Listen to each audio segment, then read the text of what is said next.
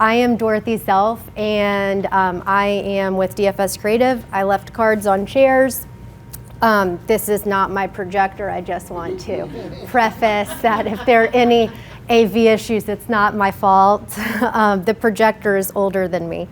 So anyway, I'm here to talk with you guys today about branding and lead generation and strategies for your industry and how you can leverage that marketing opportunity for your business. So since we're, kind of a cozy little group here, we'll probably have a lot of time for interaction.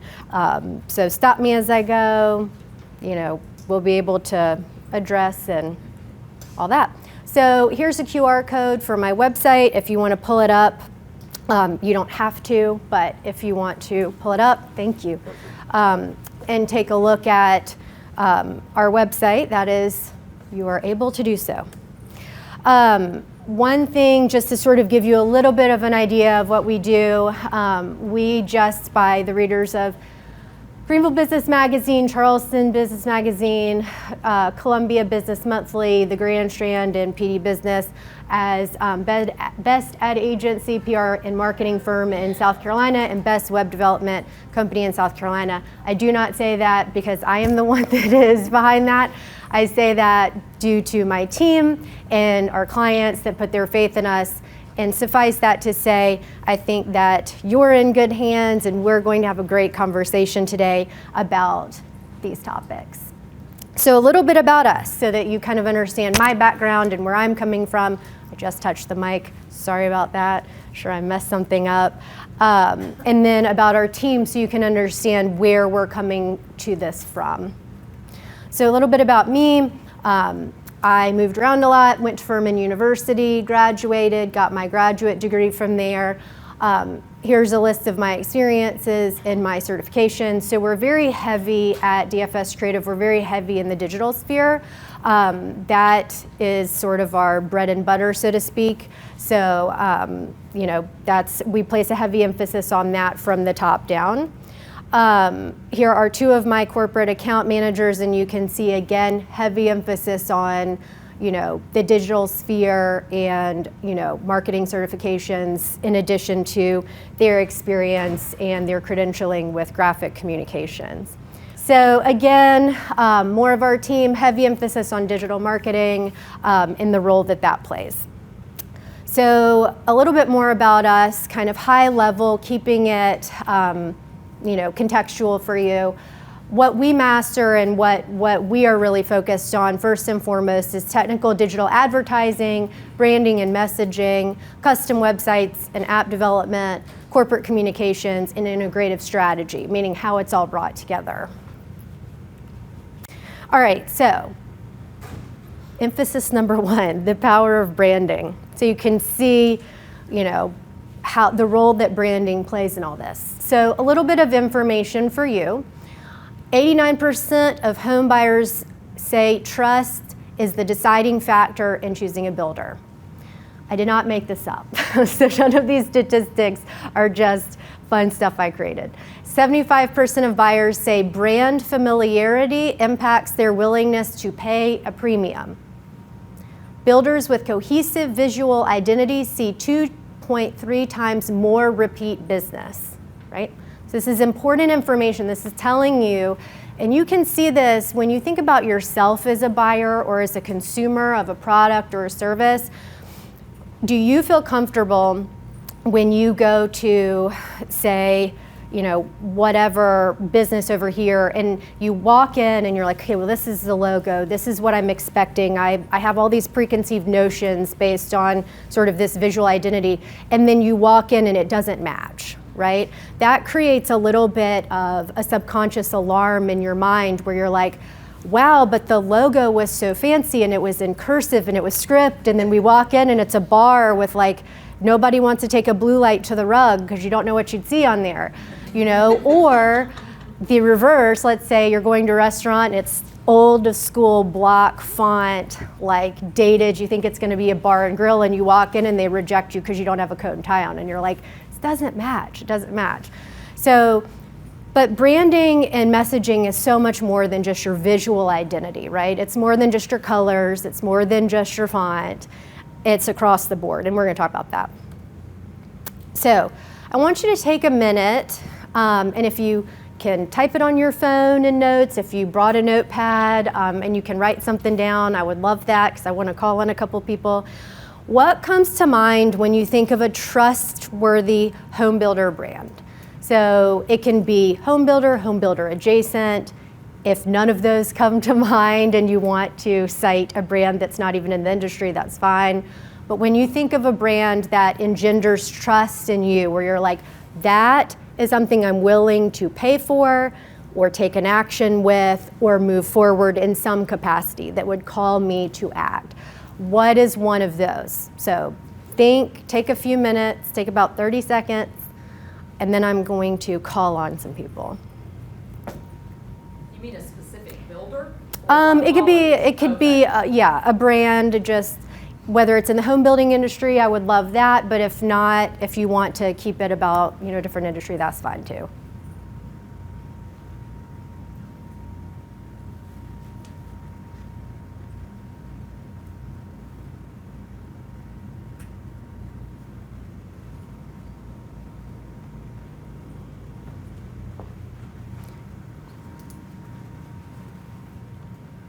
All right, who has thought of one that they want to share or that they'd be willing to share so that I don't have to uncomfortably call on somebody? Go ahead. I had see the people, so like in their social, you can see the people they're either talking to you. Okay. You want the other one? Yeah, sure. See the work, so like to Okay. be able to see what they've done, some kind of Okay. portfolio, and then reviews. Okay. Almost everything I always will read a review. Exactly. Very interesting point. All right, any other brands that you guys have thought of that engender trust or make you feel comfortable or that what you're getting? Longevity. Longevity, okay. How long they've been in the business? Community driven. Community driven, okay. Anything else? Okay. All right. So you would be surprised when I tell you the amount of people that reach out to us to engage that don't have a brand guide. Like they have their logo. We work with companies that have been around 80, 100 plus years, believe it or not, that don't have a brand guide because they just have this logo that's been like passed down like the family armoire that like nobody wants and everyone's like, what are we gonna do with this? It's awkward and nobody knows how it works, but it just keeps getting passed down. So you would be surprised at the amount of businesses that while they have their logo and they're like, well, we have our logo, and you're like, okay, but a couple things here. Like all of the building blocks for that logo, like where are those, right? So the working components, so if you need to manipulate your logo or you want to update it, where are those? What are your identified colors? And when you say blue, by the way, there's like 800,000 shades of blue. So like exactly which colors, right? So we're consistent. But also like your tone, right? What you'll see with us, I just from day one since I was 8 years old just preferred to write everything in lowercase. And so I've just carried that through to age 44 with my business. So here we are. Our brand is, everything's always lowercase, right? So what is the tone of your business? Like when or the company that you work for, what do you put out there? How is it put out there? And how do people receive it, right? So I'm thinking when I start my business and everything is lowercase, this is like 13 years ago, 12 years ago, I'm like, I'm so edgy. I'm so cool. I'm hip, I'm cool, like I am creative, I'm in marketing, everything's lowercase, I am cutting edge. My mother was like, everything is wrong on your website, everything's lowercase, take it down immediately, get the capitalization correct, you look like an idiot. And I'm like, no mom, you don't understand, I'm edgy, like this is what I do. And she's like, that's not right. And I'm like, but you're old. So think about your tone. So for us, it works in the creative industry, right? People understand that. What they don't want to see in the marketing industry is old, stodgy, like here's a logo that looks like it could have been created in 1947. You know, they want to see that. But with your company or your business, whatever that may be, how does what you put out there and the tone with which you put it out there, how does that communicate who you are? Are you fun? Are you edgy? Are you traditional? Are you formal? So what is that tone and how is that represented, right? Other key components in your brand guide is your mission statement. Again, you would be surprised how many like sort of random things that companies, legacy companies, have but may not have. Like we've got a logo, someone created it in the 50s. We've got our mission statement because it's plastered all over our, you know, all of our stuff. But like our logos, like sometimes it's this blue and like, but other times it's been this blue and sometimes it's that blue, but it's blue, you know. So what is your mission statement, right? And does your mission statement now, at this juncture, taking into context who your audience is, and that's what we're going to talk about, does your mission statement, number one, align with your internal folks? Like, are y'all all on the same page where you can live that mission statement out and you can stand behind it? But also, too, does your audience understand that mission statement, and does that mission statement align with who they want to do business with, right? So if your mission statement is written in such a way that it's so formal and it's so sort of 30,000 foot level, right? Which is great, like all those keywords like character and integrity, honesty, you know, all of those great things, right? That's wonderful. But who doesn't have those things, right? So like what differentiates you? So your mission statement, it's important for you to have internally, it's important for you to define, and it's important for it to be put together within this brand standards book. But it's also important that you consistently reevaluate that internally, but also in terms of how it resonates and how it puts you, you know, out there in front of your audience. And then, of course, your vision statement, which is where we're going, where we've been, where we are, where we're going. Then your brand promise. So what can every customer expect every time? So knowing what your customer can expect from you all the time is very important. So what is that sort of key component? Is that responsiveness? Is that we're on call for you 24/7, 365. Someone from our team is going to be there for you. Is that your key component? That you're, you know, communicative and, you know, responsive? Is your key brand promise perfection all the time, like precision, that we may not answer every phone call at any given time, but like we're going to be precise, we're going to get it right, and we may be a little slow on the response time, but like that's just give us a minute. We're not short order cooks, like we're building something perfect. Like identify what your brand promise is. Aligning all of your visual materials, and this is so important, right? It's why you need your brand standards, why you need sort of the holy grail, the holy Bible of what it is that defines you in every way, shape, or form. So your signage, we talked about fancy signage, informal restaurant, you know, casual logo, formal restaurant, doesn't match up, right? So we have to align all of this. So your signs, your digital ads, your uniforms, your vehicle wraps, you know, there's people that sit there and companies that sit there and say, you know what, I want a logo refresh. And you're like, okay, let's do it.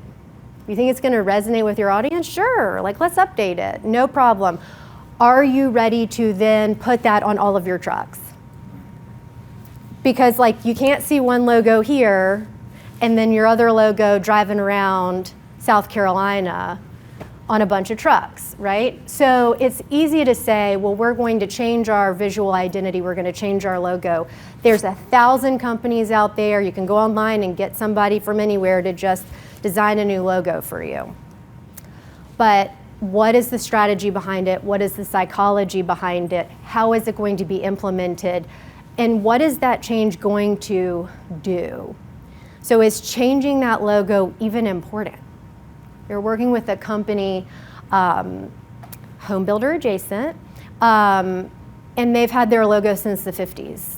And they were coming in, we want a new website, we want new everything. And I was like, okay, why do we want to change the logo? Like from the 50s, your logo has nothing wrong with it. Like it's like everyone identifies with every single component of your logo, like why you want to change it. And they're like, I don't know, it just felt like, I mean, while we're here, you know, like while we're building a website, why don't we just change the logo? And I'm like, and then when we're talking about budget, now you got to spend tens of thousands of dollars on new vehicle wraps and new uniforms and new cards and new everything. And by the way, all of that material that you've had printed, you can just toss it, because you can't give mixed visual identity messages to people. It does not work. All right, so the brand trifecta. This is something I'm going to reference a lot throughout this presentation, and you can see it on websites that we build. So the brand trifecta is sort of like keeping it simple. KISS, keep it simple, stupid, right? So when you're on your website, or pretty much in most anything that you do, you have to spell it out for people. People are time poor, right? I mean, how many of us have time to just sit there and be like, you know what? I'm just going to go and look at websites. I'm just going to go and I'm going to see how what their website looks like, and just poke around and look at it and try to find what I'm looking for. No, when you land on a website, I'm going to pass, let's see, there's a little thing around if y'all could sign in. People want to know who you are, what you do, what makes you different, and they need to know it very quickly, right? Because if they don't find what it is that they're looking for in a timely manner, they're out, because there's like 50,000 other people that can provide exactly the same thing that you do. Like, we all want to think we're irreplaceable, like Beyonce's song, right? But we are all replaceable, unfortunately. We're all replaceable. So we have to, the second a customer gets in front of us, we have to very quickly identify, A, what do we do? And this isn't like your elevator pitch. This isn't like, well, I'm an accountant and I work with small to mid-sized businesses and I do all their taxes and audit. You've already lost people. That's making them think too hard. They're like, this is an encyclopedia. This is too much information.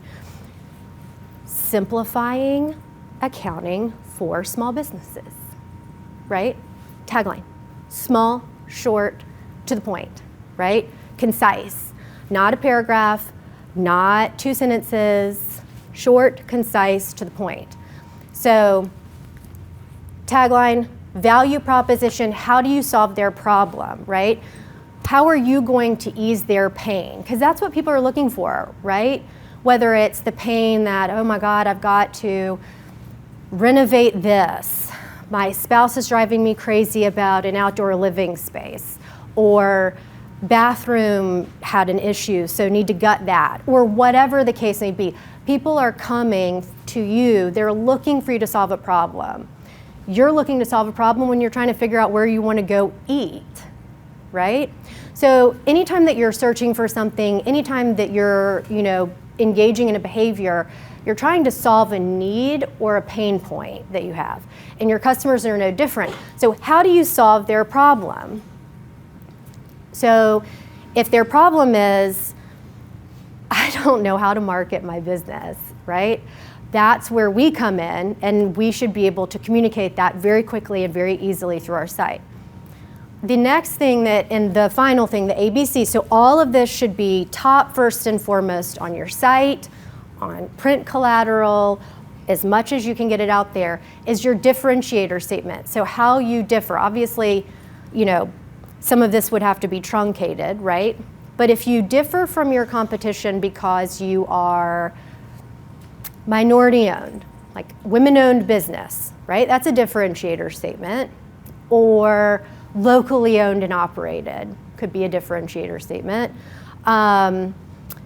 Other differentiator statements people have used if they want to incorporate religion, if they want to incorporate something that they specialize in, like, we specialize in, whatever, some particular niche area. So what are your differentiator statements? How are you different than the competition? And so when you sit there and say, my key differentiator statements are, I'm a woman-owned business. Okay, that's a differentiator statement if that's of value to my audience, right? If that matters. But then what else are they gonna do? Look at other women-owned businesses. So you have to think of all of the ways in which you differentiate yourselves from your competition. So it's know your competition, know your audience, but know yourself in order to get in front of the right people and cause them to act, right? All right, so recommended platforms. We've got Canva Pro, which is very easy if you don't really have a graphic design background. Canva is very easy, it's very user-friendly.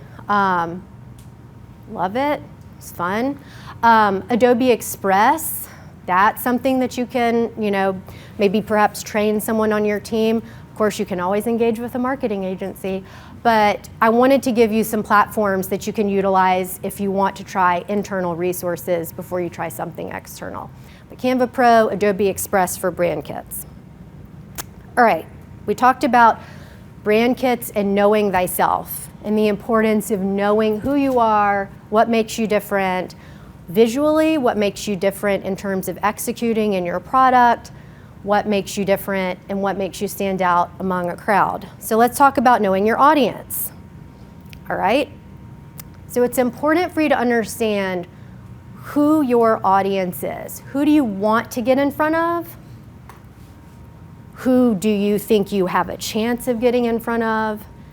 And who do you never want to get in front of? So it's important to know those three things. Like for me, when I'm thinking about who I don't want to get in front of, I don't want to spend any time or marketing money or dollars getting in front of people that have no interest in marketing, right? They think they know it all, they think they can do it all. So why would I waste my time trying to get in front of people who don't value what I bring to the table, or they're just gonna be a pill? We all know that type, right? Then there's the people that you feel like you have a chance of getting in front of, right? So that's your acquisition market. So who do you want to acquire as a client? Who do you think that you have a chance of getting in front of that's going to connect with knowing thyself, your brand, your mission, your vision, your differentiators, what you bring to the table? So your acquisition market. Who do you think would resonate with you, right? And sometimes that may be very different. You may resonate with people differently than you think. There have been clients that have awarded us projects that I thought, no way, no way are they gonna pick a woman-owned, small, boutique marketing agency over EP, Irwin Pinland, or some large, and then you get the project and you're like, but why? So sometimes your message, your mission, your vision statement, and knowing thyself and knowing what people are looking for, it triggers something in their mind where they're like, that aligns with what we're looking for. And I'm going, but they're the big guys, and you're a big guy. Don't y'all go together? They're like, no, that's not what we want, right? And then there's, like I said, first and foremost, your sort of current audience, the people that you have, the people that you've worked with already, the people that already have relationships with you, that know you, right? So understanding different audiences. So let's talk about examples of segmenting, at least in the home building industry. We've got first-time buyers, so price sensitive, they want reassurance, they want guidance. And when I'm saying buyers, that's of your product, service, commodity, whatever that may be. You've got luxury buyers, so design and reputation driven. They expect white glove service, white glove treatment. They go to your website, they have a janky experience, they can't see what they want to see, they don't get to see the imagery that connects with what they're looking for, they're done. They're like, this is not what I'm looking for. I'm looking for white glove, right? I'm not looking for somebody that can't take the time to update their social media, their website, their print collateral with things that resonate with me. Then you've got your other audience, which is trade partners, business to business. So focusing on reliability, project pipeline, referrals. Those are sort of collaborators on projects and things like that. So here's some data. Data for you. 41% of home buyers start their journey online before contacting a builder. 63% of buyers prefer builders offering virtual walkthroughs or transparent pricing. 82% of buyers who follow a builder on social media contact them within 30 days, right? Pretty interesting stuff. I'm gonna give you a little, and I'm talking a lot, so I'm gonna have to blow through some of this more boring stuff later. But I was at a digital marketing conference out in California back in September, and you should know that the customer journey is completely flipping on its head right now. So before, and we are, either at the same age as this projector or slightly older than it, or maybe just a little younger than it. But we're all right about the same age as this projector. So all of us remember the time before websites, for the most part. Most of us remember the time when websites were where you would go first. And you would just say like, ooh, I'm Googling this, I'm gonna go to this website, I'm gonna do my deep dive, I'm gonna compare and contrast, I'm gonna get all of my information, I'm gonna make a decision. Then I'm going to sort of ask around and crowdsource once I've kind of narrowed it down to one or two, maybe three. Now people are crowdsourcing. They're utilizing AI, they're utilizing AEO. All of the search engines are trying to keep you within their platforms. The AI bots are trying to keep you within their platforms as long as possible. And then, so they crowdsource, they see what's out there about you, they see what AI is pulling in about you and summaries and descriptions, they see what's on Reddit, unfortunately, they see what's on Facebook, they see what's on Google Business Reviews, they see all of that stuff. They start to make some choices and informed decisions. They start to narrow it down. They get more information, and then they go to your website to figure out how to get in touch with you to then further the conversation. So the customer journey is completely flipping. So keeping that in mind as we move forward here, understanding that people are scoping you out. They're crowdsourcing first. They're AI search-driven first. And then they're going and landing on your site instead of the reverse. Well, they just want to make sure that Yeah. when they make the decision, everybody else has made that same. Yeah, exactly. They want to know. Like when I was in San Francisco for the digital marketing conference, I'm not going to walk around San Francisco by myself and just be like, oh, that restaurant looks good. No thanks. So I'm sitting here Googling restaurants near me where single white female can go and be safe that is not Thai food, right? And then AI is pulling all of my search history and persona targeting and saying, go to this seafood restaurant, it's boring but safe and close by, and you will not be shot. And it's like, great, sounds good. All right, so understanding, so action plan. Let's talk about this with our audiences. So we need to build our buyer personas. So you can do things like using your meta audience insights or Google Analytics. So I'm assuming that all of you, hoping, but if not, let me know, we can work this out, have Facebook, Instagram, meta profiles for your businesses, right? Going in there and understanding who your audiences are, right? Like when are they engaging with your profiles? And if so, what are they engaging with and all that? Same with Google Analytics. It can tell you how many people are coming to your site, what pages they're going to, which pages are sticky. If you want people to be on the services page and your Google Analytics is telling you that like 4 people are visiting your services page, then we probably need to figure out how to get more people to your services page, right? If they're going to your home page and leaving and not going anywhere else, you have a really big problem. But you need to understand what their behaviors are. You need to understand who it is that's coming to your site. Are those the people you even want coming to your site, right? If the people coming to your site aren't your audience, then we need to kind of recalibrate, right? We need to figure out what's going on the site that's pulling these people in that are not who you want. We only want to focus on the clients that you want.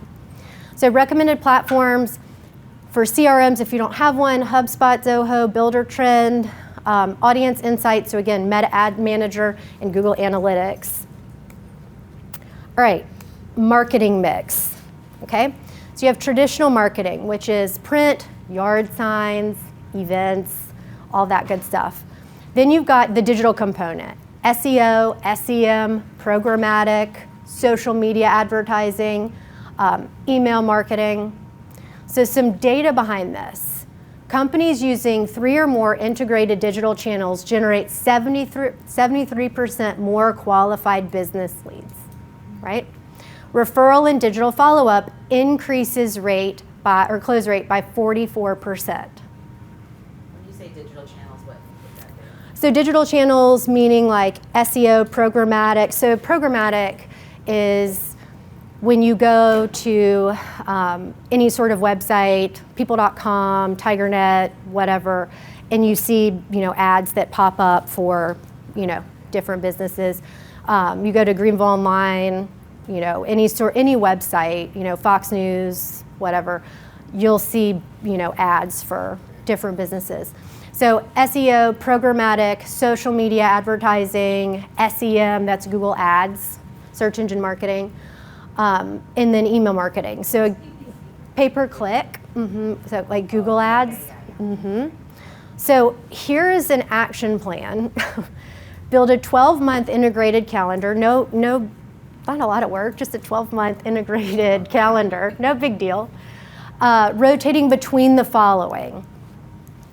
Key concepts here: awareness, consideration, conversion, referrals, and retention, right? So it should be circling between these at all times. Awareness, so who are you, what are you, what do you believe, what do you do?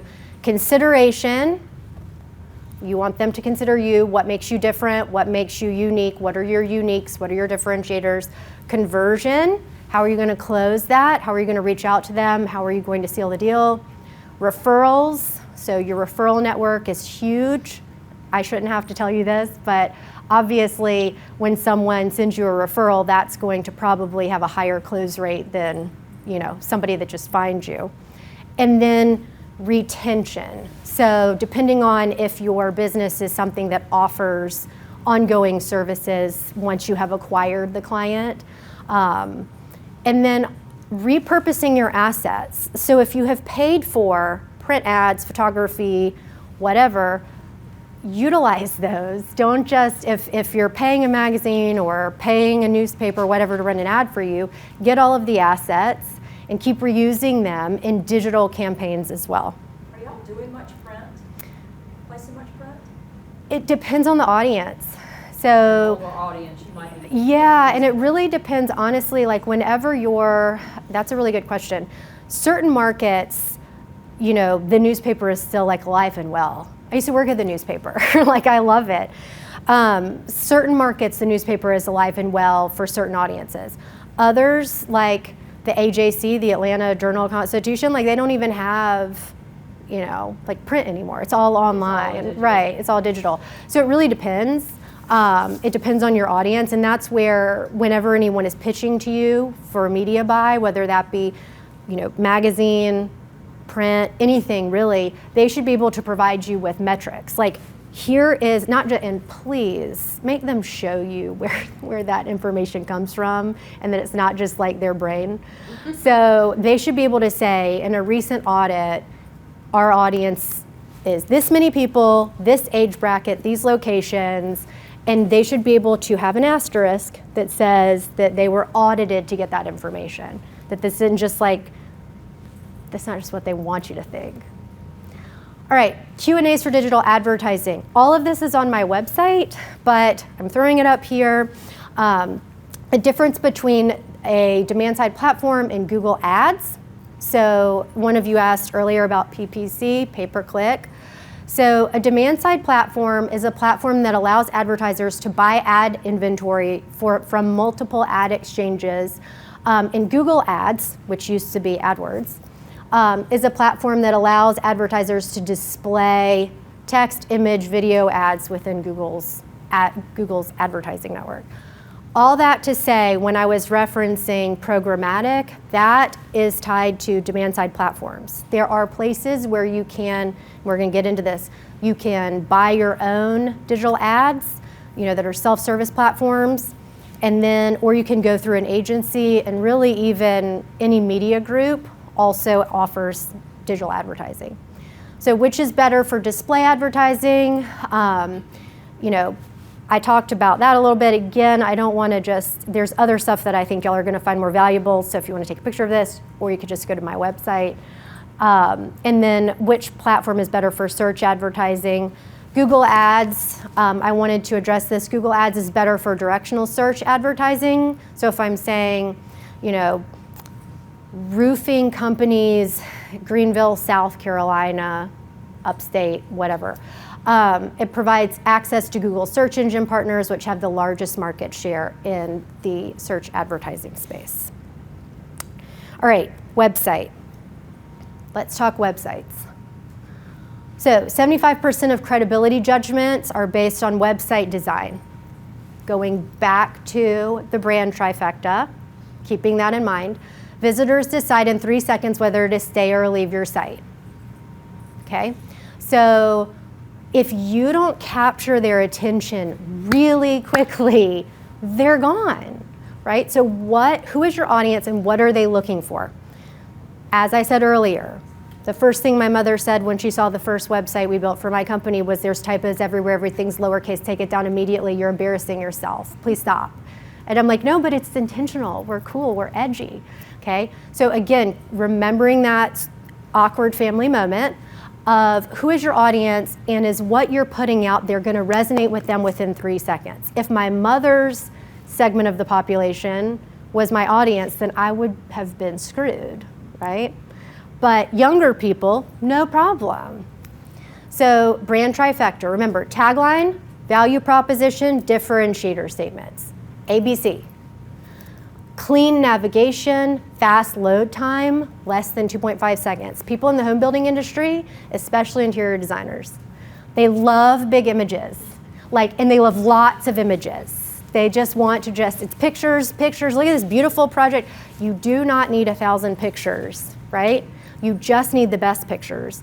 And sometimes, in fact, the more pictures you have, if they're not even sized appropriately, they may not even load on mobile. And how many of you wait until you're back at your desk to go look into something? You don't. You're like, oh, wait, what's your website? Let me go check it out. And if you have 5,000 images on your homepage and it can't load on mobile within a few seconds, people are like, oh, okay, yeah, I'll just check it out later. And then they're gone, right? So clean navigation, fast load time, mobile first design. Search engines prioritize websites that are mobile first, right? Because most of the traffic is not people sitting at a laptop or a desktop. Most of the traffic comes from mobile devices. Recommendation. So, do you have the budget for a custom website? Great. Custom websites don't need to be exorbitantly expensive. They can be whatever you want them to be. There are self-service websites, DIY websites, where you could go online and build them yourself, but you run a little bit of a risk there. But again, it's what does your budget allow, okay? In a DIY website, you're gonna be limited, right? You're gonna be limited to templates, certain maybe functionalities, looks and feels that you want. They're gonna say, sorry, that does not fit within our template. This is why it's DIY, right? Custom, you have more customizable capabilities. An agency or whoever you would partner with or work with can do more to get your look, your feel, your brand, your vision across, as opposed to something that's DIY where it's like, sorry, the picture has to be like this. Nothing we can do about it, Implement Google Tag Manager and Metapixel to track conversions.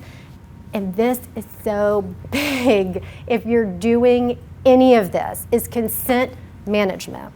So do y'all remember, hopefully not, but a couple years ago there were all these law firms, that's why I'm so glad none of y'all are lawyers, right? Where they had they were trolling websites to make sure that literally the whole thing was, let's find any and every website that's not ADA compliant. and then let's send them letters. We're going to sue them all, right? And so lawyers got really, really sue happy over ADA compliance. And fair, right? We need to be marketing and making sure, I mean, from a human perspective, you need to not be eliminating any part of the population or preventing them from understanding who you are and what you do.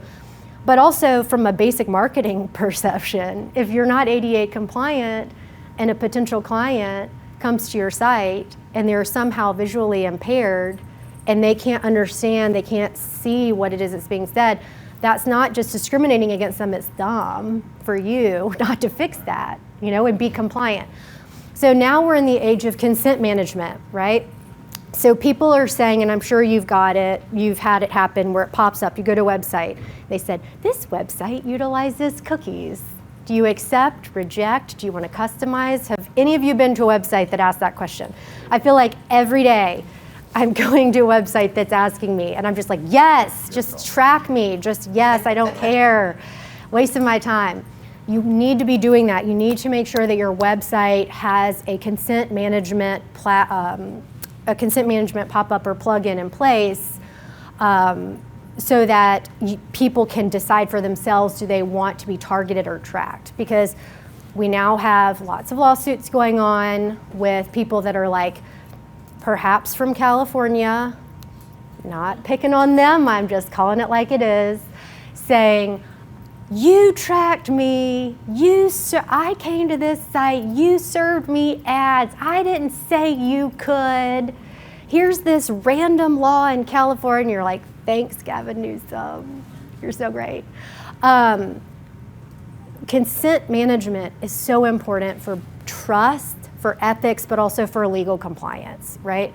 People want to be able to say, no, I don't want to be tracked. Like, do not reject, right? Or they want to customize and say, you know what, like, I don't ever hit customize, I just hit accept because I don't care. Some people don't want that, right? So understanding the role of consent management is very imperative, especially if you're implementing any sort of tracking, pixels, anything like that, digital advertising that's pushing people to your site. And yes, we can help you with that.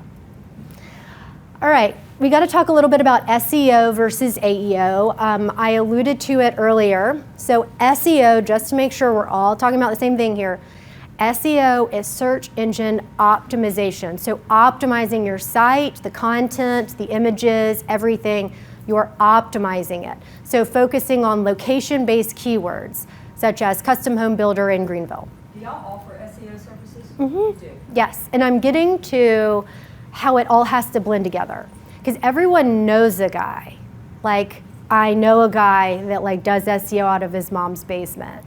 Or like, I know a girl that does this, which is totally fine because again, just like your customers are doing with you, if you have trust with certain collaborators or vendors, great, if you know that they're great at what they do. AEO is conversational content that answers specific buyer questions on AI platforms. Kind of like what I was talking about earlier, right? Which is, where should I go eat in a safe location when I'm by myself in this large city, right? And it creates a cluster query, a cluster of queries that then help give you the answers that you are looking for. So the journey flow with that is awareness. So brand discovery happens inside AI-generated responses. Like I said, when I was looking up that restaurants that fit the bill for me in that big city that I'd never been to before, I was like, never heard of any of these places. Consideration, mid-funnel content becomes more important.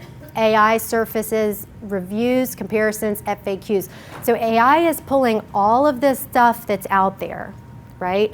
It's pulling it together and it's synthesizing it for you and sort of consolidating it, and then it's expecting you to take some sort of action based on that. But it wants you to stay within its platform as long as possible. Purchase. Customers then may bypass traditional browsing and land directly on a sales or particular product page. Mm-hmm. Can you pay to be more up on a name? Because I know like Meta's Facebook, Mm-hmm. Right. Copilot is Microsoft. Like, Right. can you pay to get more up on in the conversation? So for AI, some important things to keep in mind are being out there on as many platforms as possible, being engaged on as many platforms as possible, and being responsive on those platforms. So for example, I said, like, unfortunately, Reddit. Like, you know, everybody's got an opinion about everything on Reddit, right? That's something that you should be monitoring chatter-wise. Same with Facebook, same with Instagram, same with LinkedIn, right?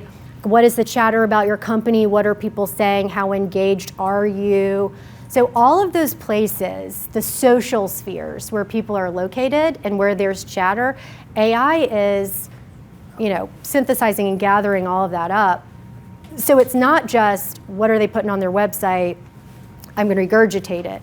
It's what's on their website, but what else is out there. So there's actually a strong push back to digital PR, so back to public relations, more press releases, getting out there.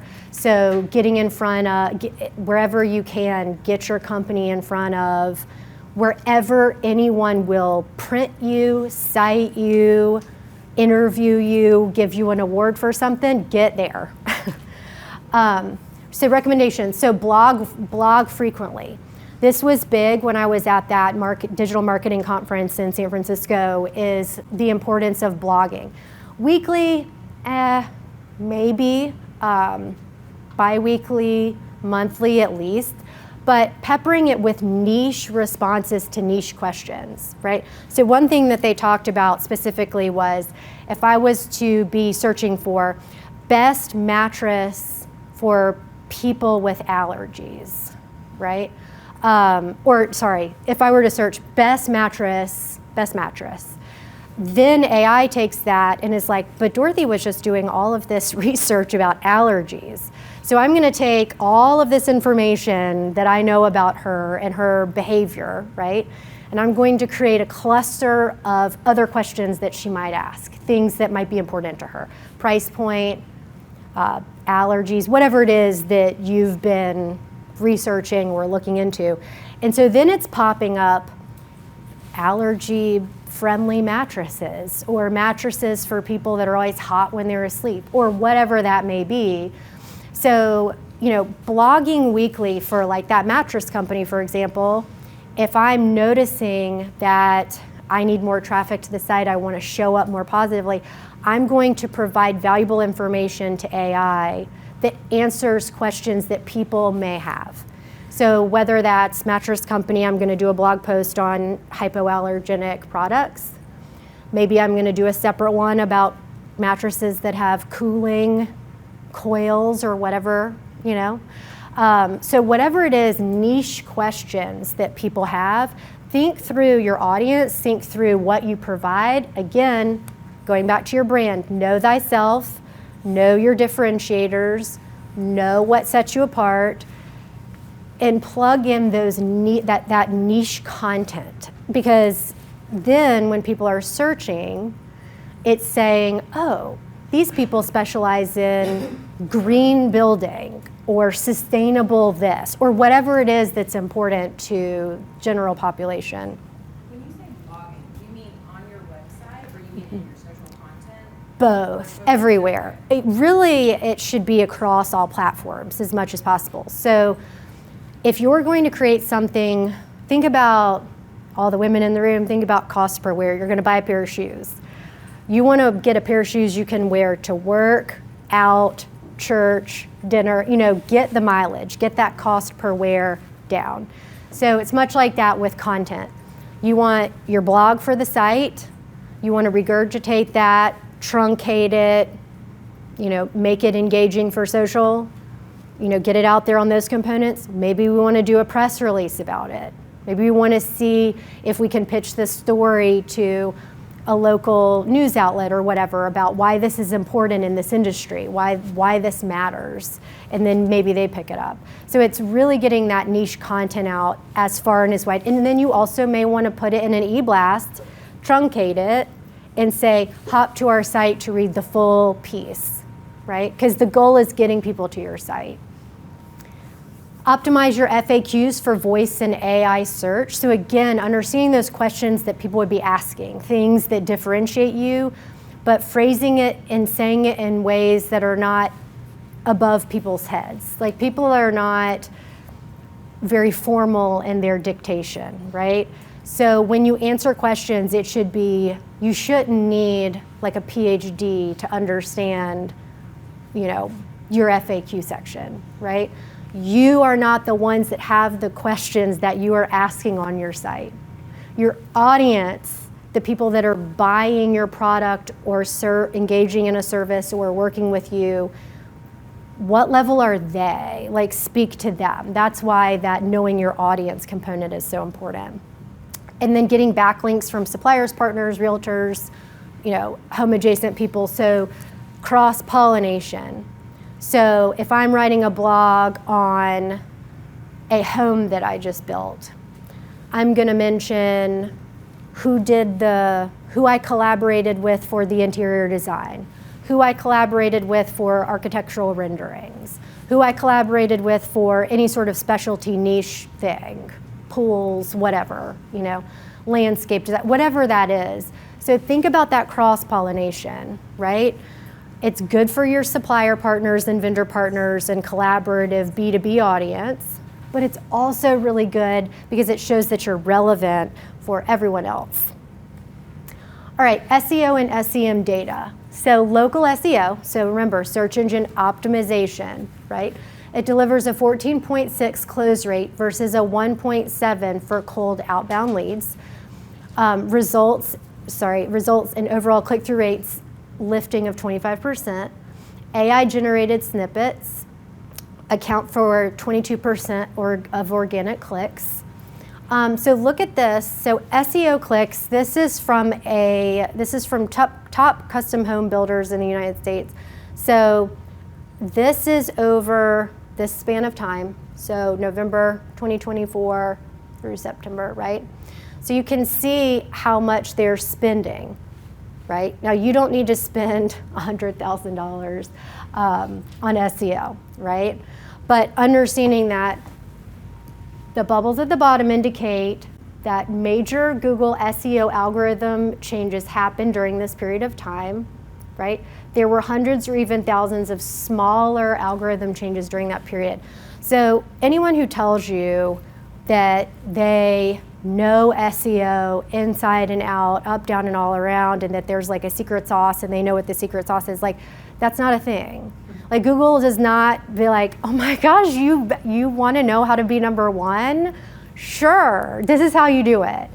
So what they're always doing is changing their algorithms, and you know, that's why there are, you know, having an SEO campaign that blends with all these other things that we've been talking about. I'm going to show you more on the next slide. They just get them on your site. I mean, They can, but it really, like, some people have What this. do you do then? Exactly. I have that. I got 50,000 people. But how many of them were real people? How can I get a job? Right. That's my question. So did your Google Analytics tell you that you had 50,000 people to your site? We've been on it about 7 or 8 months. I've been wondering when I will see some results. So fun fact, if 50,000 people are coming to your site, do you really think all 50,000 of them are your audience? I don't know. They're starting to I had to wait 4 or 5 months to get real feedback. How long are they staying? What's going to happen? Exactly. And that happened in August. So Okay. I'm waiting to So it's see real what early. happens next. And you may want to ask them how many of those are people and how many of them are bots.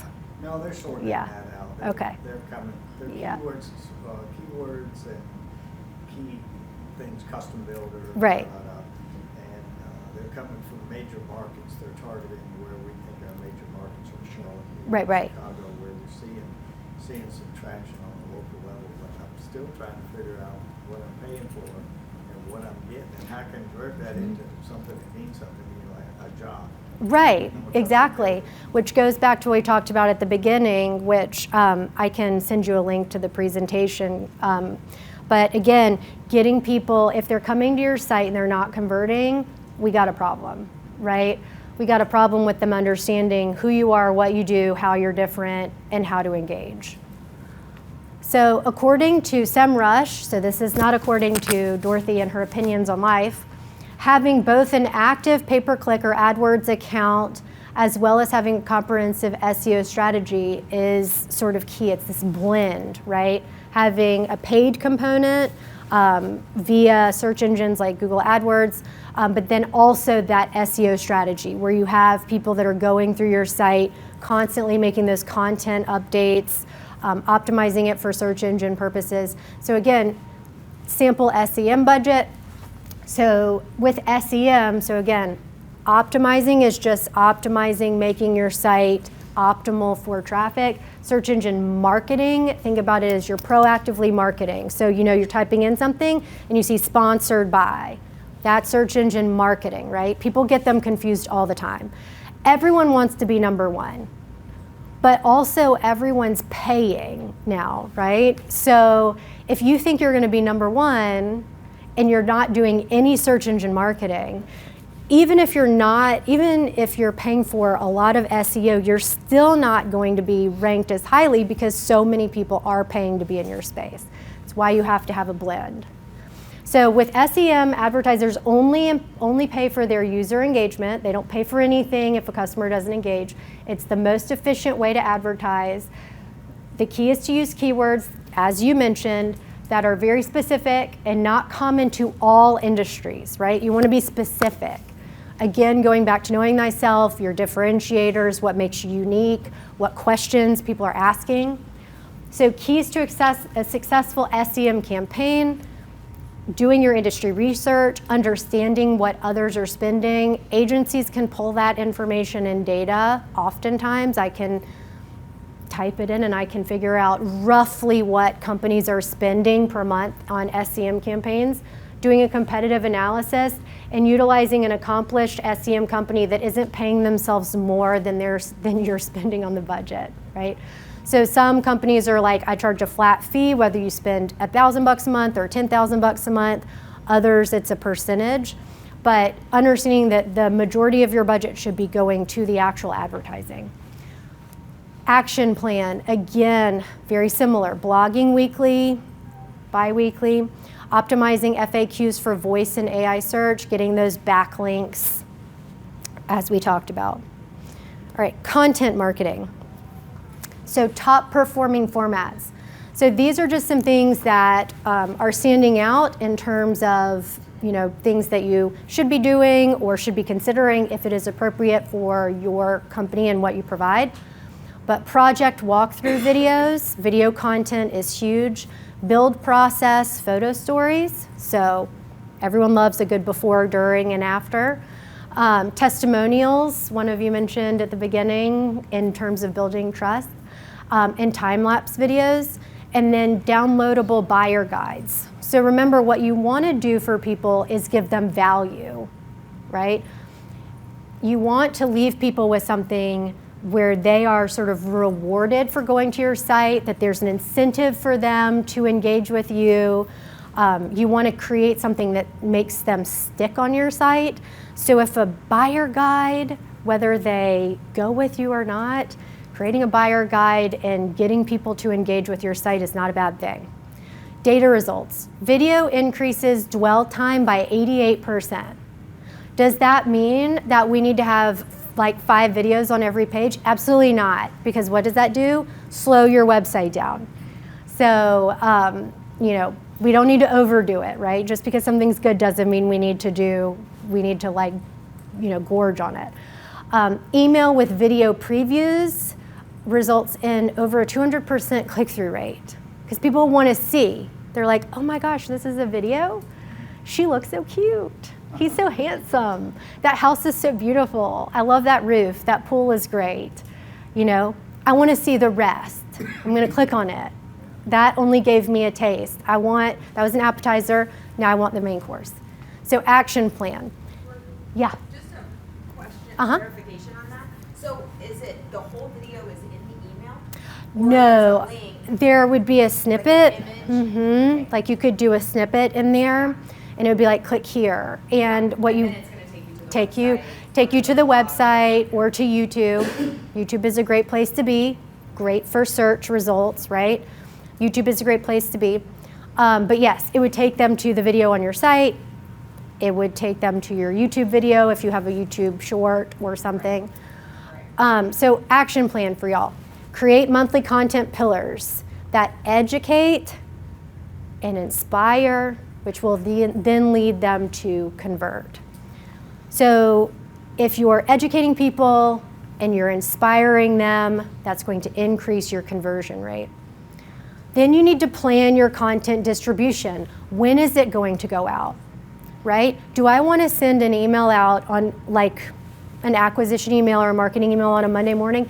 Absolutely not, right? Why? Because people, when they go into work on a Monday, are like, delete, delete, delete, delete, delete. Like, let me delete as many things as humanly possible so I can get to the things I have to get done for my job. So when am I going to send a marketing email? Maybe on a Tuesday morning, maybe on a Wednesday morning. And am I going to send it out at noon when people are at lunch?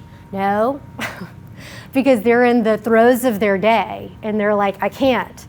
I'm going to send it out in the morning, early, so that when they go into the office, it's at the top of the inbox after they've gotten through their Monday.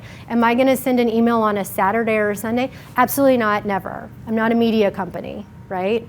So think about your audience, think about when they're active, think about common sense. When are you looking at emails? Are you going to open up a marketing email on a Saturday? I mean, if I'm shopping maybe, like for shoes, but probably not if I have to be truly thinking about something of substance, right? Repurpose one project into, like, so again, if I'm talking about a renovation, outdoor living space, home build, whatever that may be, a blog post, this gets to your question, a blog post, 3 Instagram reels, an email, maybe a YouTube short. So drive that content. Like if you've created it, if you have completed this amazing project, don't just like sit on it. Put it out there, but put it out there across all the channels.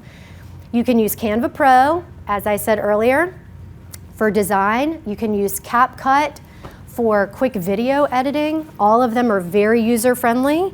You can also contract with collaborators, agencies, all sorts of folks that can help you out with that. All right, so let's talk about paid advertising and lead generation. So some various platforms. I talked with y'all about programmatic advertising, right? That's audience targeting. So instead of purchasing ad space on ajc.com, Atlanta Journal and Constitution, right? Instead of purchasing digital space there and saying, of all of the people that go to this website, I'm going to put my ad up here in front of their audience, and I'm going to hope that some of these people fit my bill. And that may be a great fit, right? That may be a great fit for you based on their audited description of who their audience is, right? Or you can flip the script, which is what agencies like mine do, which is we say, who's your audience? And you're like, well, Dorothy, my audience is women between the ages of 40 and 45 who love shoes, who live in upstate Greenville, South Carolina, and never wear flats, and have a household income of $500 million, and all of these qualifying factors, right? So, agencies, you would tell them, like, this is our audience, right? These are the people we want. They then will deliver ads to those people wherever they are. So if I'm in that audience because, oh my God, I'm between the ages of 40 and 45, I love shoes, I never wear flats, I make $500 billion a year, and I'm in the geography that they described, but like, I don't go to this website, I go to TMZ or people.com or, Home and Garden, or whatever, Better Home and Gardens or whatever. They're going to target whoever the right audience member is wherever that person is going, right? So if Rachel, right, is in the same audience as me for some reason, but we don't go to the same websites, but we're in the same audience, she would get the same ads served to her as well, right? So you see the difference between purchasing real estate on one particular platform, one particular outlet for media, versus targeting the people that you want. So it really just depends, and it's about knowing your audience. Google Ads we talked about, Meta advertising, great way to target people based on a variety of factors. Pinterest, LinkedIn. So all of these are great platforms where you can advertise and get in front of people. Question on the LinkedIn. Uh-huh. Is there a good way to use that platform that's beyond trade and business to business? So, Like to get yourself as a custom builder or something like that in front of business owners, Mhm. CEOs, you know what I'm saying? Like Mhm. to target and use the ads available on LinkedIn on a more customer side base that, you know, professionals that are in those platforms. yes, there is. You can customize. I mean, with all of these platforms, there are limitations. So Meta provides, unfortunately for y'all, Meta, for example, limits a lot of targeting because of housing.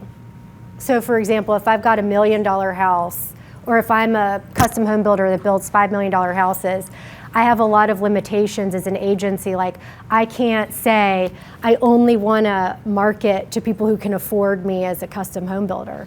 Because Meta's like, you're discriminating. And I'm like, I'm not discriminating. I literally just want to be in front of people that can pay me. Like why is this a problem? But Meta's like, you're mean. No. You know, so there are limitations on these social platforms. And because of certain industries, it's like that with employment, it's like that with housing related things. So you kind of have to work within their parameters. What I would say is the importance of growing your LinkedIn network socially. And so not just limiting your contacts and all of that to those in your industry. The wider your net, the more that when your company posts on its LinkedIn, then you can share it, and then your swath of people identify. Isn't there specifically, there's ads? Yeah, they're a LinkedIn. Yeah, they have an ad And platform. that's the piece I was wondering about, like being able to use that where it actually could be more brand awareness. Right. Not just business. Yeah, you can target just like with Meta. It's just there are those restrictions that kind of nail you every time, which stinks. But It's the name of marketing. I know, exactly. Why do I want to pay for ads to get in front of people that can't afford my product? Right. That's not being mean, it's just logic. But who needs logic? Data results, so retargeting ads. So if you have a pixel on your site, which is collecting the information of the people that go to your site, which should only happen if you have a consent management pop-up that we talked about earlier.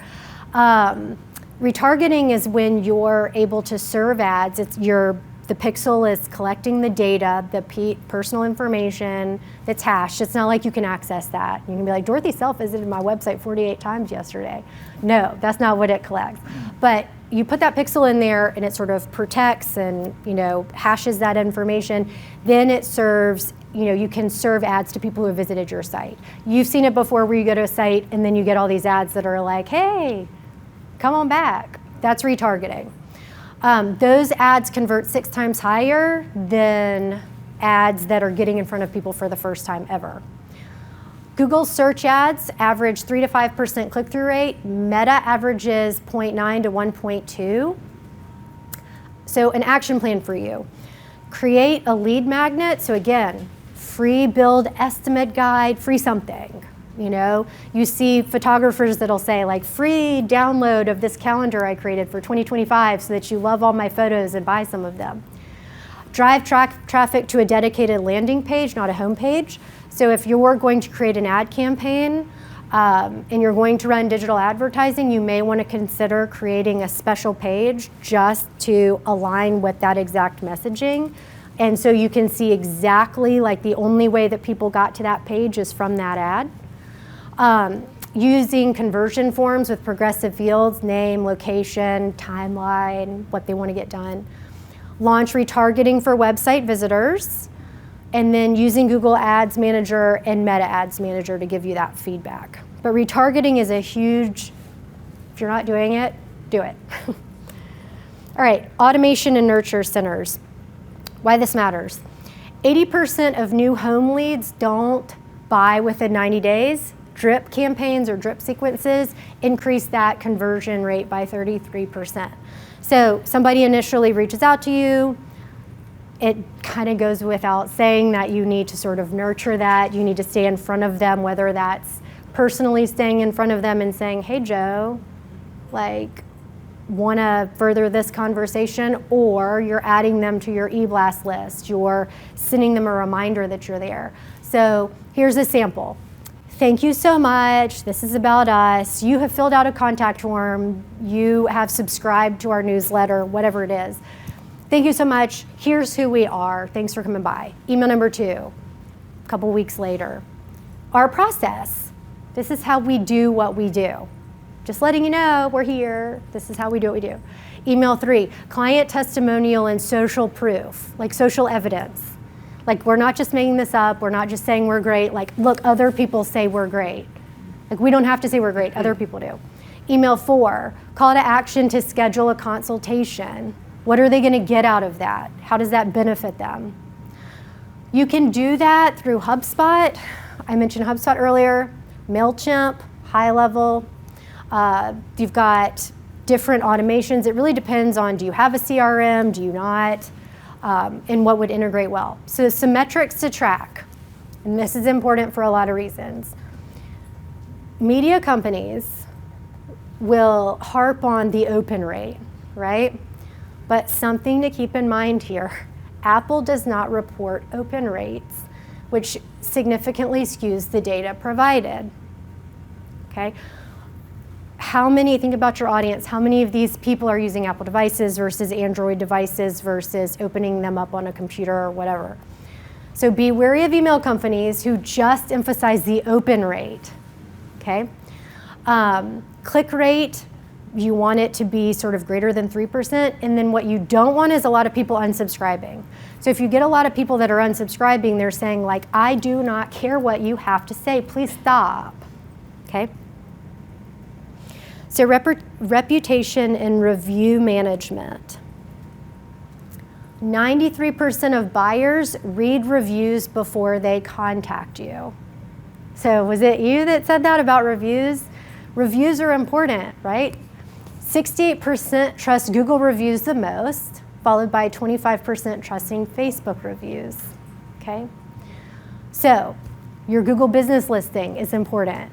Soliciting clients to leave you reviews on your Google business listing is important. When you're in the customer service industry and you're trying to keep a pipeline filled, you're going to be going through a lot of clients. You need them to be leaving reviews. So, action plan. Automate, whether it's post-closing. I'm using that, but you know what I mean. I'm talking about after the completion of the sale, the product, the service, whatever. So automate the review requests via email or SMS, text messaging, right?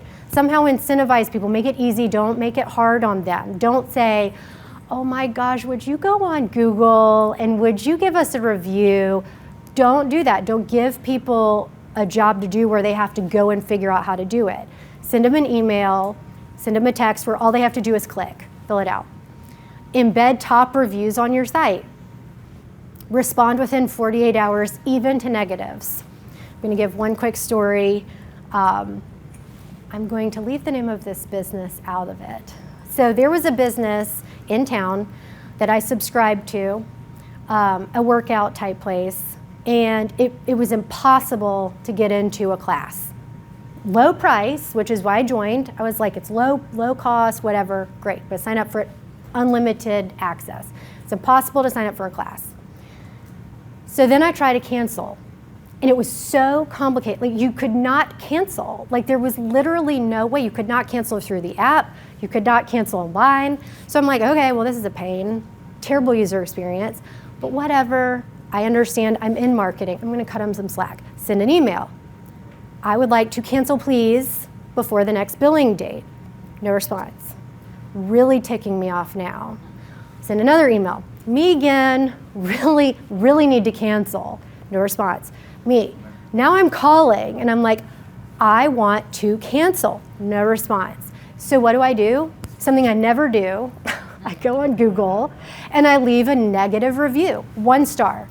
So this business had had all these 5-star reviews from influencers, right? They had paid all these people to be like, oh my God, this workout place is the best ever. I love it. 5 stars. And I'm like, 1 star, sis can't get the act together and make it easy for somebody to cancel. And newsflash, not everybody just has like $150 that they just don't care if it goes out the door, you know? So I'm mad and I leave a negative review.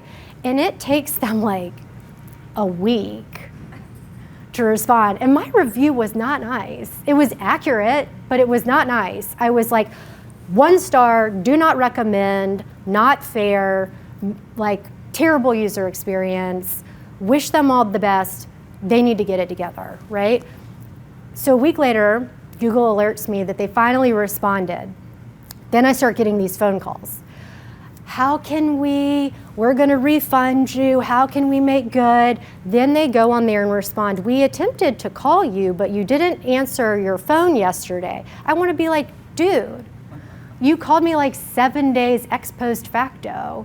Like, I'm not gonna respond, thank you for the refund, you know, whatever. But so monitoring those Google reviews. So a negative review doesn't have to be bad. Like, it's not gonna kill you. A negative review is all in how you sit there and address it.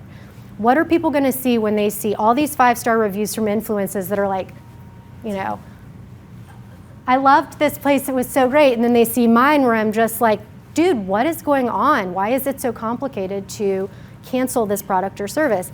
And then they see it took them 7 days to respond, and when they did, they blamed me for not answering my phone once they saw the Google business review, you know?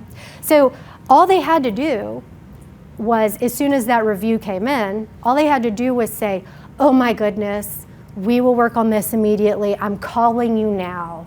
Be on the lookout, you know? And then customers sit there and would see that interaction and be like, you know, fair, we all have that. We all have something that we could improve upon. Community and partnership marketing. This is great. Something that you can take full advantage of, and you don't have to spend a ton of money on it. Co-hosting workshops with people adjacent to you. So if you're a home builder, hosting a workshop with a lender, a designer, an architect, a trade partner, whatever that may be. It's why things like being part of the HBA is so important, to facilitate those adjacent relationships and collaborative partnerships. Sponsor local home tours and charity builds. Sponsor your local HBA events, getting out there. Collaborate with landscapers, interior designers. Create those referral loops, right? Because when somebody has a strong relationship with their landscaper and they're like, hey, so-and-so, I trust you, we have a great relationship, I'm thinking of adding on a 2nd story to my house, or I'm thinking of doing an outdoor, I don't want to say outdoor living space because the landscaper would be like, we do that. We're thinking of renovating a bathroom. That landscaper will then have a referral network and say, well, oh my gosh, we just did the installation for a yard and this builder was amazing to work with. Or this tile company did a super job and my client was really happy. So creating those referral loops. So my action plan or challenge would be partner with 3 adjacent businesses per quarter. So that's 12 per year. Cross-promote on social and email newsletters. So like I said, highlighting vendor partners, sharing the love. Using event platforms like Eventbrite for co-branded events. That's never a bad thing for searches and for showing up online. Analytics and KPIs. This is the boring part, so I'm not going to spend a ton of time going over this. You're looking for, when it boils down to it, is what is your cost per lead, right? How much does it cost for you to get that lead? How much does it cost for you to convert that lead? You should know how much it's costing you, right? If it's costing me $1,000 to get a lead, that's like extremely expensive. However, if I convert them and they spend $1 million on a project, okay, right? So you have to understand what the sort of acquisition cost is, the cost per lead and the conversion associated with. How much does it cost for you to get in front of that client, know where they came from? Did they come to you from an event? Did they come to you from an ad? Did they come to you from a billboard? What did they come to you from? How did they get to you? How much did that cost? And then ultimately, did they convert, and was that worth it? Okay, so understanding all of that. So again, recommended platforms that you should be monitoring. So GA4, Google Analytics, again, understanding what that traffic is looking like on your site. Meta insights, so understanding who's going to your page, what they're doing. If you utilize HubSpot or CRM, understanding your dashboard. Action plan. Reviewing your metrics monthly, right? So reviewing that, saying, what clients do we have in the pipeline? How did they hear about us? How did they come to us? How much does it cost? Adjusting your ad spend based on your ROI, right? So if I'm utilizing a campaign, or if I'm utilizing something that's costing me quite a lot of money and I'm not getting anything out of it, why would I keep doing it, right? And then track form completions, calls, and appointment bookings, all of that. Fun fact, customers don't always know how they came to you. Like they do if they come from a referral, right? They'll be like, well, Rachel recommended you. And you're like, oh, great, referral. So referrals are key, right? So many people would be like, I saw you on a billboard. And I'm like, we don't do billboards. So I don't understand how you could come to me from a billboard. I saw your TV commercial. You're like, we don't do TV commercials either. So that's not a thing. But people will see you on Google. They'll see you on, programmatic ads. They'll see you in any sort of way, shape, or form, and then attribute it to, well, I Googled your phone number. And you're like, there we go. So future trends. So AI personalization. So predictive targeting, chat bots, all that kind of stuff. Virtual reality home tours, y'all are all seeing this everywhere. That's just going to continue to increase. Remember what I said earlier about video and about interactive engagement. Interactive pricing tools for transparency. People do not want to hunt. Like, you don't want to necessarily put everything out there and say, this is exactly everything, this is how we price everything, competitors have at it, undercut us all the time. But people do want some way to understand, like, what would it cost me? Because if I'm going to be embarrassed, I don't want to be embarrassed. I don't want to reach out to people about a product or a service and have them be like, LOL. You can't afford what we're offering. Yes. How much of this,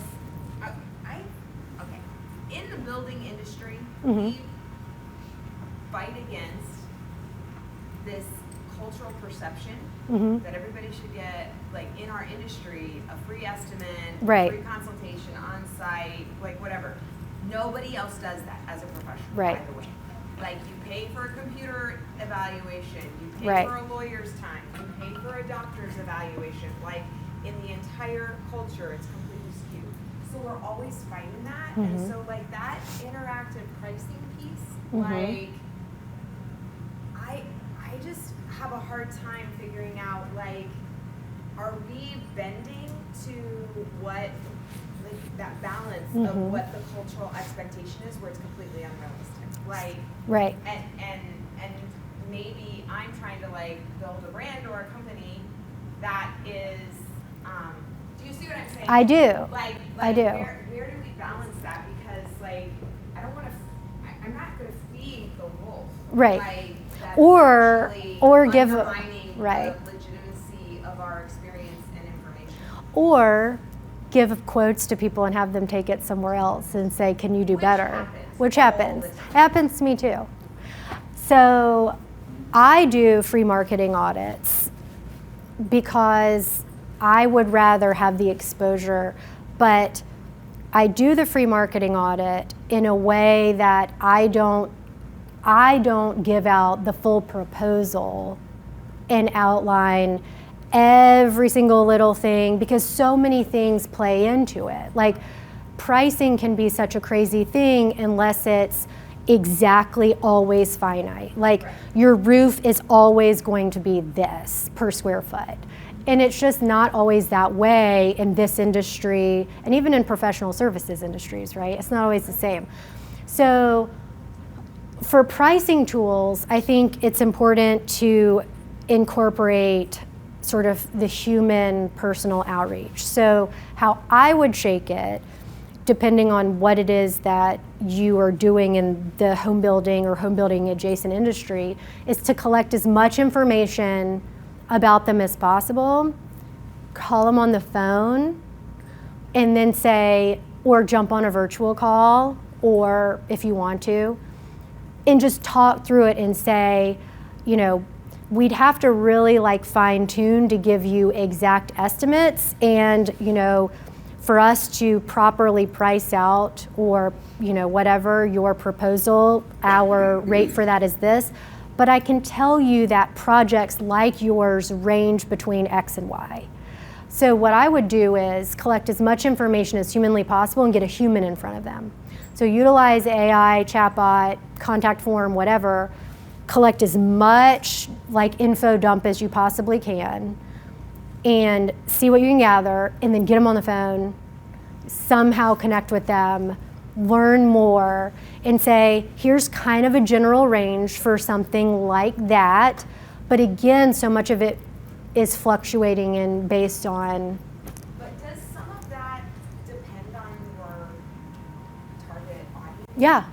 Because I mean, I feel like if I want my target audience is somebody who's gonna do a $1 to $3 million Right. renovation, like, I don't know that they're caring about pricing out like how much windows and doors are. You know what I'm saying? Like, Right, and that's why, again, with your messaging, like with the brand trifecta, going back, and if you're putting out there, if everything you're putting out there with your imagery and your messaging is custom, luxury, home building, you know, you're using those terms, then you're not going to have somebody that's like, my budget's 10 grand. You know what I'm saying? So the more easy you make it, people can weed themselves out, which is helpful. And then, yeah, I mean, you want to make sure that you don't have people that are not able to afford your goods and services, you know, wasting your time. But again, that goes into the messaging, the branding, and the targeting. Like, what is your website saying about you? If people go to your website and they're like, oh my God, I've got like $5,000 for this project, and you're like, haha, that's like a $500,000 project. Like, if they get to that, then there's a problem with your branding and your messaging, because nobody that's sitting there with a really, really low budget should make it all the way to that contact form for, you know, for what you're providing if it's in that high price range. Like, you know what I'm saying? Like, it should sort of like filter itself out. Kind of like when you look up the menus at a restaurant, they don't list the prices. I'm like, I'm not going there because I know I would like inadvertently pick the most expensive thing on the menu. So understanding what your website says about you, and the more custom, the more high-end your website is, and if you're targeting the right people in all the right places, theoretically you should only be, only those type of people should be making it to the finish line. And so if you have people that are like under the misconception that they could get a 5-bedroom house for, I think that's my concern of like putting interactive pricing Right. tools, is that it would, like, the likelihood that it changes my Right. target audience. Right. So And that's something, again, yeah, I mean, you also have to think through your audience. Is that even appropriate for you? Now, for somebody, for a company that's got hard costs, Right. where it's like roofs are always this, windows are always this, doors are always that, that's different. I need 12 doors and I get a 13th free. All right, so key takeaways. Branding builds trust, consistency builds credibility. Branding builds trust, consistency builds credibility. Integrated marketing and data-driven lead nurturing wins. Measure, test, and evolve. Your audience's needs change yearly. especially in this economy and this climate, it's like you never know, right? You should be constantly evaluating what is going on out there. Who is your target market? Your team. Do you have any new people you've added that have new strengths that you didn't have before? Did you lose anybody that provided values that you no longer offer? That needs to be out of your messaging if you don't offer that anymore. If you brought on somebody that has added to the equation, that needs to be included, right? Understanding yourself, understanding your audience, and making those changes yearly. All right, and we've got to wrap this up, so we'll skip over the Let's Chat part and jump to any final Q&As for this. And I'll do the best I can. I know that there's people from a wide variety here, so what you got? Yes? How did you get certified in HubSpot, and do you recommend that for small business? I do. So HubSpot, if you go to their website, they have a HubSpot sort of learning center where you can go and they give you, there's paid certifications, there's free certifications. I think that if you are starting out, if you're a very, very small business and you don't have like a particularly large budget and it's kind of the all hands on deck, I'm a big believer in putting your people to good use. Get that time out of them and those hours every day, get people certified, get them trained. But yeah, so you could go to HubSpot's website. Google also has some great online certifications. Some are paid, some are free. But if you Google, no pun intended, if you Google free marketing certifications online, lots of different things pop up. And that's great for, like I said, kind of small, starting out, your budget's limited, but your manpower is greater. It's a good way to sort of utilize your human resources and your human capital. Yes? We're recommending like a chain of emails as Mhm. far as like just that repetition of exposure. Right. Do you have a recommendation of like spacing in like the frequency or between the spacing and timing between those that succession of emails? This is where it comes down to knowing your audience. So it's kind of like how quick do they need to make a decision? So when you're in something where things move fast, like let's say it's a product, right? And you got to move it off the shelves, or you know that if they're looking for a new roof or whatever, that's like you got to move quickly. You got to get in front of them more in a shorter sequence of time. But if it's a longer lead time, like I'm thinking about a pool. Like, I don't know, I'm weighing my options, I don't know what I want to do, that's a little bit longer. But you don't want it to go so far out that they're like, who? You know, so it's about sort of knowing your audience and knowing what it is that, you know, makes them tick. So understanding, do you really want 3 weeks to pass before you introduce yourself and then follow up? They're going to be like, I don't even remember what happened yesterday. So maybe a week, maybe 10 days. But then after that, so for people that are sort of already in your system, where you're sending those sort of monthly content e-blasts out, I wouldn't recommend more than like necessarily monthly emails, because again, people are just tired. Monthly emails and things like that are very powerful. You know, sending out sort of like monthly content enables you to pull that content together so what you create is valuable for them and not watered down. So, but yeah. Any other questions? My cards are there. My cards are here. My website's there. Feel free to reach out if you have any other questions. Thank you guys so much for letting me speak to you today.